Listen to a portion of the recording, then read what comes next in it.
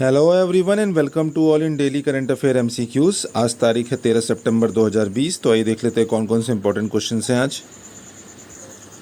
Questions की ओर बढ़ने से पहले ये हमारे कुछ पेड कोर्सेस हैं जिन्हें आप ले सकते हैं। ईयरली प्लान जो है 499 रुपीज़ का है, जो अभी 399 रुपीज़ में अवेल कराया जा रहा है टिल 15 सितंबर। मंथली प्लान जो वो 99 रुपीज़ का है और एनसीईआरटी जो है वो 299 रुपीज़ का है। अगर आप ईयरली प्लान लेते हैं तो आपको करना क्या होगा, 399 रुपीज़ आपको गूगल पे या फ़ोनपे करना है रिस्पेक्टिव नंबर पे। उसके बाद स्क्रीनशॉट को शेयर करना है व्हाट्सएप पे।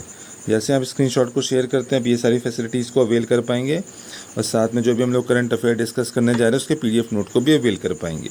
तो चलिए बढ़ते हैं आगे। जो हमारा पहला क्वेश्चन है वो ब्रैडीकिनियन हाइपोथेसिस के बारे में है। ये न्यूज़ में रहता है, हमें ये बताना है ये किस चीज़ से रिलेटेड है। तो आइए ऑप्शंस को देख लेते हैं।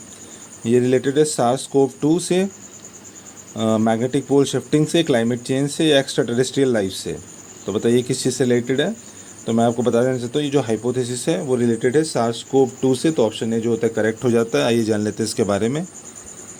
देखिए जो ब्रैडीकिनियन हाइपोथेसिस था ना वो न्यूज़ में था। क्यों? क्योंकि एक रीसेंट एनालिसिस से ये पता चला है कि ऐसे पेशेंट जो कोविड-19 इन्फेक्शन से ग्रसित हैं उनके अंदर ब्रैडीकिनियन स्टॉर्म के फेनोमेना को देखा गया है, इसीलिए न्यूज़ में था। देखिए जो SARS-CoV-2 है ना, वो ये जो वायरस है ना वो ह्यूमन एंजाइम का यूज़ करता है जिसका नाम है ACE2, जिसकी मदद से वो होस्ट के जो सेल के अंतर्गत सेल के अंदर जो है एंटर करता है। देखिए ACE2 नाम का जो एंजाइम है ना वो लोअर करता है ह्यूमन के ब्लड प्रेशर को और वर्क करता है एस एंजाइम के अगेंस्ट। ठीक है, फर्दर इन्फॉर्मेशन को देख लेते हैं। देखिए ये जो वायरस है ना वो एस के लेवल को लंग्स में डिक्रीज़ करता है और साथ में ACE2 के लेवल को इंक्रीज़ करता है। ये जो लेवल में चेंज होता है ना वो एक चेन रिएक्शन के फॉर्म में होता है और जो लेवल्स है ब्रैडीकिनियन मॉलिक्यूल का जो लेवल है ना वो इंक्रीज़ कर जाता है सेल्स में और ब्रैडीकिनियन स्टॉर्म का रूप ले लेता है। देखिए जो ब्रैडीकिनियन है ना वो एक तरह का कंपाउंड है जो कि रिलेटेड है पेन सेंसेशन से और ब्लड प्रेशर की लोअरिंग से, ठीक है, ह्यूमन बॉडी में। और जो ब्रैडीकिनियन स्टॉर्म है वो कॉज करता है ब्लड वेसल को एक्सपैंड करने में। मतलब अगर जब ये स्टॉर्म होता है बॉडी के अंदर जो ब्लड वेसल वो एक्सपैंड कर जाती है और वो स्वेल अप जो जब जैसे ही ब्लड वेसल एक्सपैंड करती है ना तो उसके सराउंडिंग में जो टिश्यूज़ होते हैं ना वो स्वेल अप कर जाते हैं। तो ये सारी इन्फॉर्मेशन थी ब्रैडीकिनियन स्टॉर्म के बारे में। चलिए बढ़ते हैं आगे। जो हमारा सेकंड क्वेश्चन है वो climate smart cities assessment framework 2.0 के बारे में है। तो आइए स्टेटमेंट्स को ध्यान से देख लेते हैं। हमारा जो पहला स्टेटमेंट है वो ये कहता है ये जो फ्रेम है वर्क है वो लॉन्च किया गया है ministry of environment, forest and climate change के द्वारा। हमारा जो दूसरा स्टेटमेंट है वो ये कहता है ये लॉन्च किया गया है स्मार्ट सिटीज़ मिशन के अंतर्गत। तो बताइए कौन कौन सा स्टेटमेंट करेक्ट है। तो मैं आपको बता देना चाहता हूँ जो पहला स्टेटमेंट है वो इनकरेक्ट है लेकिन दूसरा स्टेटमेंट बिल्कुल करेक्ट है, तो ऑप्शन बी करेक्ट हो जाता है। ये जान लेते हैं इसके बारे में। देखिए ministry of housing and urban affairs ने ना हाल में इस असेसमेंट फ्रेमवर्क को लॉन्च किया गया है और साथ में ही स्ट्रीट्स फॉर पीपल चैलेंज को भी लॉन्च किया गया है स्मार्ट सिटीज़ मिशन के अंतर्गत। ठीक है, देखिए इसके अंतर्गत होगा क्या कि एक फ्रेमवर्क तैयार किया जाएगा जो कि एक रोड मैप प्रोवाइड करेगा सिटीज़ को, जो कि मदद करेगा क्लाइमेट चेंज को कॉम्बैट करने में और साथ में ही उनके प्लान करेगा ऐसे एक्शंस को जो कि क्लाइमेट के लिए क्लाइमेट को इम्प्रूव करने के लिए ज़रूरी है। ठीक है, तो इसीलिए जो पहला स्टेटमेंट होता है वो इनकरेक्ट हो जाता है। फर्दर इन्फॉर्मेशन को देख लेते हैं। ये जो स्कीम है वो लॉन्च की गई है स्मार्ट सिटीज़ मिशन के अंतर्गत, इसीलिए जो दूसरा स्टेटमेंट है वो बिल्कुल करेक्ट है। तो ये सारी इन्फॉर्मेशन थी इस असेसमेंट के बारे में। चलिए बढ़ते हैं आगे।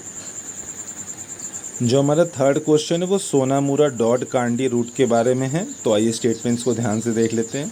पहला स्टेटमेंट ये कहता है एक तरह का इनलैंड वाटरवे रूट है जो कि है रिवर गोमती के ऊपर।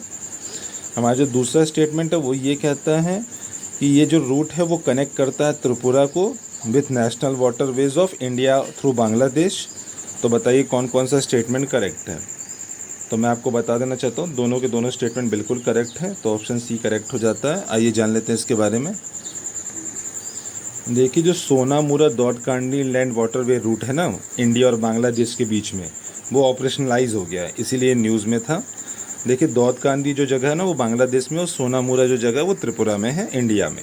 ठीक है, ये जो सोनामुरा दौदकांडी रूट है ना वो एक तरह का इनलैंड वाटरवे रूट है। किस रिवर के ऊपर? गोमती रिवर के ऊपर, इसलिए जो पहला स्टेटमेंट था वो बिल्कुल करेक्ट था। देखिए ये जो रूट है ना वो कनेक्ट करेगा त्रिपुरा को नेशनल वाटरवे के थ्रू इंडिया और बांग्लादेश के बीच में। देखिए जो रिवर गोमती है ना वो लॉन्गेस्ट और लार्जेस्ट रिवर है त्रिपुरा की, जिसकी लेंथ है 180 किलोमीटर, और दमबुर डैम इसके ऊपर बिल्ट है। फर्दर इन्फॉर्मेशन को देख लेते हैं। देखिए जो रिवर है ना अल्टीमेटली मिल जाती है मेघना से बांग्लादेश में। तो ये सारी इन्फॉर्मेशन थी इस रूट के बारे में। चलिए बढ़ते हैं आगे। जो हमारा फोर्थ क्वेश्चन है वो 8th कोर इंडस्ट्रीज़ के बारे में है। हमें ये बताना है जो नीचे दी गई इंडस्ट्रीज़ के नेम है वो कौन कौन सी इंडस्ट्रीज़ इस 8 कोर इंडस्ट्री के अंतर्गत आती है। तो ऑप्शन है cement, electricity, refinery products and fertiliser. तो मैं आपको बता देना चाहता हूँ ये जो सारी की सारी इंडस्ट्रीज़ है ना वो 8 कोर इंडस्ट्रीज़ के अंतर्गत आती है। तो इसीलिए जो ऑप्शन डी होता है वो करेक्ट हो जाता है। आइए जान लेते हैं इसके बारे में। देखिए एनएसओ ने हाल में डेटा रिलीज़ किया है और उसमें ये पाया है ना कि जो 8 कोर इंडस्ट्रीज़ है उनका जो इंडस्ट्रियल प्रोडक्शन का आउटपुट है ना वो डिक्लाइन कर रहा है। ये लगातार ये देखा गया, ये जो चीज़ है मतलब ये जो डिक्लाइन है वो लगातार देखा गया है, 5 महीने तक लगातार हो रहा है ऐसा। जुलाई 2020 में ये देखा गया कि जो कॉन्ट्रैक्शन था वो 10.4% था इन कंपैरिजन टू जुलाई 2019। ये माना जा रहा है कि जो 8 कोर इंडस्ट्रीज़ है ना ये रिप्रेजेंट करती है 40% of total weight of items को। ठीक है, और जो 8 कोर इंडस्ट्रीज़ है उनका जो डिक्रीजिंग ऑर्डर ऑफ वेटेज है वो नीचे मेंशन किया गया है, उसको भी देख लेते हैं। देखिए सबसे ज़्यादा वेटेज किसका है? रिफाइनरी प्रोडक्ट्स का, उसके बाद इलेक्ट्रिसिटी, उसके बाद स्टील, फिर कोल, फिर क्रूड ऑयल, फिर नेचुरल गैस, फिर सीमेंट और अल्टीमेटली फर्टिलाइज़र। तो ये सारा डिक्रीजिंग ऑर्डर था वेटेज का 8 कोर इंडस्ट्रीज़ का, इसलिए जो ऑप्शन डी है वो करेक्ट हो जाता है। आइए जान ले ये सारी इन्फॉर्मेशन थी 8 कोर इंडस्ट्रीज़ के बारे में। चलिए बढ़ते हैं आगे। जो हमारा 5th क्वेश्चन है वो ease of doing business ranking based on the state business reform action plan के बारे में है। तो आइए स्टेटमेंट्स को ध्यान से देख लेते हैं। पहला स्टेटमेंट ये है कि जो department of promotion industry and internal trade है वो इसको रिलीज़ करती है। हमारा जो दूसरा स्टेटमेंट है वो ये कहता है कि गुजरात जो है वो टॉप किया है इस रैंकिंग में। तो बताइए कौन कौन सा स्टेटमेंट करेक्ट है। तो मैं आपको बता देना चाहता हूँ पहला स्टेटमेंट जो है वो बिल्कुल करेक्ट है, दूसरा जो है इनकरेक्ट है, तो ऑप्शन ए करेक्ट हो जाता है। आइए जान लेते हैं इसके बारे में। देखिए हाल में ही ना department for promotion of industry and internal trade जो कि ministry of commerce and industry के अंतर्गत आता है, उसने अपना 4th edition of ease of doing business ranking based on state business reform action plan को रिलीज़ कर दिया है। इसीलिए न्यूज़ में था और इसीलिए जो पहला स्टेटमेंट होता है वो भी करेक्ट हो जाता है। रैंकिंग्स की बात करें तो आंध्र प्रदेश ने टॉप किया है इसकी रैंकिंग में, उसके बाद उत्तर प्रदेश, तेलंगाना, मध्य प्रदेश, झारखंड, त्रिपुरा, सिक्किम, उड़ीसा और सबसे वेयर द वर्स्ट परफॉर्मेंस। ठीक है, ये सारी, इसीलिए जो दूसरा स्टेटमेंट है वो इनकरेक्ट हो जाता है। ये सारी इन्फॉर्मेशन थी इन रैंकिंग्स के बारे में। चलिए बढ़ते हैं आगे। जो हमारा 6th क्वेश्चन है वो ईडी के बारे में है। हमें ये बताना है कि इनमें से कौन सा स्टेटमेंट इनकरेक्ट है। तो आइए स्टेटमेंट्स को देख लेते हैं। पहला स्टेटमेंट ये कहता है जो ईडी है वो अपॉइंट किया जाता है अपॉइंटमेंट्स कमेटी ऑफ कैबिनेट के अप्रूवल पे, जो कि हेड किया जाता है प्राइम मिनिस्टर के द्वारा। हमारा जो दूसरा स्टेटमेंट है वो ये कहता है जो ईडी है वो फंक्शन करता है under the aegis of CBI. हमारा जो थर्ड स्टेटमेंट है वो ये कहता है कि जो ईडी है वो रिस्पॉन्सिबल है ब्लैक मनी और हवाला ट्रेड केसेस को ट्रैक करने के लिए। लास्ट स्टेटमेंट है नन ऑफ द अबव। तो बताइए कौन सा स्टेटमेंट इनकरेक्ट है रिगार्डिंग ईडी। तो मैं आपको बता देना चाहता हूँ जो ऑप्शन बी है वो इनकरेक्ट है। आइए जान लेते हैं इसके बारे में। देखिए जो ईडी है ना वो लॉ एनफोर्समेंट एजेंसी है और साथ में इकोनॉमिक इंटेलिजेंस एजेंसी भी है, जो कि रिस्पॉन्सिबल है इकोनॉमिक लॉस को एनफोर्स करने के लिए और इकोनॉमिक क्राइम के अगेंस्ट फाइट करने के लिए इंडिया में। ये जो ईडी है ना वो फंक्शन करती है department of revenue union ministry of finance के अंतर्गत। देखिए जो ईडी है ना वो दो स्ट्रिंगेंट लॉ को एनफोर्स करती है कंट्री में। कौन कौन से लॉज को एनफोर्स करती है? Prevention of money laundering act PMLA और foreign exchange management act FEMA. ये दोनों एक्ट के थ्रू वो चेक करती है ब्लैक मनी को और हवाला ट्रेड केसेस को। तो ये सारी इन्फॉर्मेशन थी ईडी के बारे में। चलिए बढ़ते हैं आगे। जो हमारा 7th क्वेश्चन है वो नेचुरल नैनो मटेरियल्स के बारे में है। हमें ये बताना है कि कौन कौन से ऐसे नैनो मटेरियल्स हैं जो नेचुरली ऑकर होते हैं वर्ल्ड में। तो आइए ऑप्शंस को देख लेते हैं। Haemoglobin in our blood, particles in volcanic ash, या nano structure that gives colour to peacock feathers. तो बताइए कौन कौन से नैनो मटेरियल्स नेचुरली ऑकर होते हैं वर्ल्ड में। तो मैं आपको बता देता हूँ, तीनों की तीनों जो नैनो मटेरियल है वो नेचुरली ऑकर होते हैं। तो ऑप्शन सी जो होता है करेक्ट हो जाता है। आइए जान लेते हैं। देखिए कुछ नैनो मटेरियल्स जो होते हैं ना वो नेचुरली ऑकर करते हैं वर्ल्ड में। उनको देख लेते हैं कौन कौन से हैं। Volcanic ash, smoke, even some molecules in our body such as hemoglobin in our blood and the brilliant colour of peacock feather. ठीक है, तो ये सारे जो नैनो मटेरियल हैं नेचुरली ऑकर होते हैं। कुछ मैन मेड नैनो मटेरियल वो भी ऑकर होते हैं, उनको भी देख लेते हैं। जैसे कि कुछ मैन मेड नैनो मटेरियल जो ऑकर होते हैं ऐसे प्रोसेस के थ्रू जो कि क्रिएट किए गए हैं इंसानों के द्वारा, जैसे कि exhaust from fossil fuel, burning engines and some other forms of pollution. तो ये सारी इन्फॉर्मेशन थी नैनो मटेरियल के बारे में। चलिए बढ़ते हैं आगे। हमारा जो 8th क्वेश्चन है वो नारकोटिक्स कंट्रोल ब्यूरो के बारे में है। हमें ये बताना है जो एपेक्स कोऑर्डिनेटिंग एजेंसी है वो किस मिनिस्ट्री के अंतर्गत आती है। तो ministry of finance, ministry of commerce and industry, ministry of corporate affairs या मिनिस्ट्री ऑफ होम अफेयर्स। तो मैं आपको बता देना चाहता हूँ ये जो ब्यूरो है वो मिनिस्ट्री ऑफ होम अफेयर्स के अंतर्गत आता है। तो ऑप्शन डी जो होता है वो करेक्ट हो जाता है। आइए जान लेते हैं इसके बारे में। देखिए जो नारकोटिक्स कंट्रोल ब्यूरो है ना वो कॉन्स्टिट्यूट की गई थी गवर्नमेंट ऑफ इंडिया के द्वारा 1986 में under narcotic drugs and psychotropic substances act 1985। ठीक है, ये जो एजेंसी है वो काम करती है मिनिस्ट्री ऑफ होम अफेयर्स के अंतर्गत। देखिए जो national policy on narcotic drugs and psychotropic substances थी ना वो बेस्ड है आर्टिकल 47 पे, 47 ऑफ इंडियन कॉन्स्टिट्यूशन। इस आर्टिकल के अंतर्गत क्या मेंशन है? देखिए जो आर्टिकल 47 है ना वो स्टेट को डायरेक्ट करता है कि वो ब्रिंग डाउन करे और प्रोहिबिट करे कंजप्शन को ऐसे इंटॉक्सिकेटिंग ड्रग्स को जो कि इंजूरियस है हेल्थ के लिए। लेकिन इंटॉक्सिकेटिंग ड्रग्स का एक्सेप्शनली यूज़ किया जा सकता है किसके लिए? मेडिसिनल पर्पजेस के लिए। ठीक है, देखिए जो ड्रग अब्यूज़ कंट्रोल है ना वो रिस्पॉन्सिबिलिटी है किसकी? सेंट्रल गवर्नमेंट की। तो ये सारी इन्फॉर्मेशन थी नारकोटिक्स ब्यूरो के बारे में। चलिए बढ़ते हैं आगे। जो हमारा 9th क्वेश्चन है वो हेल्थ इन इंडिया रिपोर्ट के बारे में है। हमें ये बताना है कि इस रिपोर्ट के रिगार्डिंग कौन सा स्टेटमेंट करेक्ट है। तो आइए स्टेटमेंट्स को देख लेते हैं। पहला स्टेटमेंट ये कहता है कि अक्रॉस द कंट्री यानी पूरे कंट्री में जो 35% ऑफ चिल्ड्रन है ना जिनकी उम्र 5 साल से कम है वो पूरी तरह इम्यूनाइज्ड हैं।